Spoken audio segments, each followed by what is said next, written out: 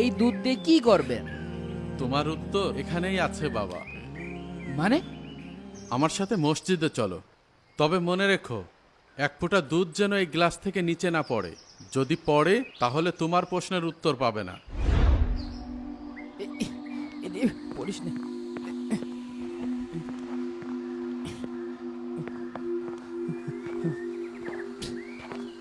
হুজুর, এইভাবে কি দুধ নিয়ে যাওয়া যায় নাকি? দুধ তো পড়ে যাবে। চুপচাপ আমার সাথে আসো।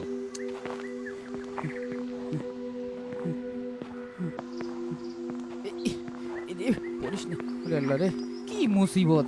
এই হুজুরটা কি করছে আমি তো কিছুই বুঝতে পারছি না। হুজুর, মসজিদ আর কত দূর? এই মোড়টা পার হলেই মসজিদ।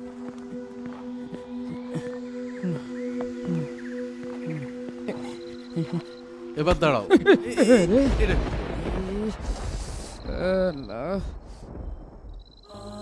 তুমি যে বাসা থেকে মসজিদ পর্যন্ত আমার সাথে আসলে, তোমার পাশ দিয়ে কতজন লোক গিয়েছে তুমি কি খেয়াল করেছো? না হুজুর, আমি তো কিছুই দেখিনি। তোমার পাশ দিয়ে কতজন সুন্দরী, কতজন কিশোরী, তারা শাড়ি পরা ছিল না বোরকা পরা ছিল, তুমি কি খেয়াল করেছো? না হুজুর, কারোর দিকে তো খেয়ালই করিনি। আমি তো দুধের দিকে তাকিয়েছিলাম। খেয়াল করনি কেন? জানি না।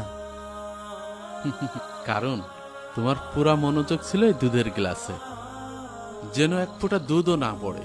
এই গ্লাসটাই হলো তোমার দুনিয়ার আমানত। নামাজ, তাকওয়া, দায়িত্ব এগুলোই তোমার আসল কাজ। যখন তুমি রাস্তার মেয়েদের দিকে, নষ্ট ছবির দিকে চোখ রাখো, তখন মনে রেখো তোমার গ্লাস থেকে দুধ ঝরে যাচ্ছে। তোমার চোখ যদি দুধের গ্লাসের দিকে তাকানোর মতো সতর্ক থাকে, তখন চারপাশে যতই নগ্নতা থাকুক না কেন তুমি বেঁচে যাবে। নজর বাঁচানো মানে তোমার ঈমান বাঁচানো।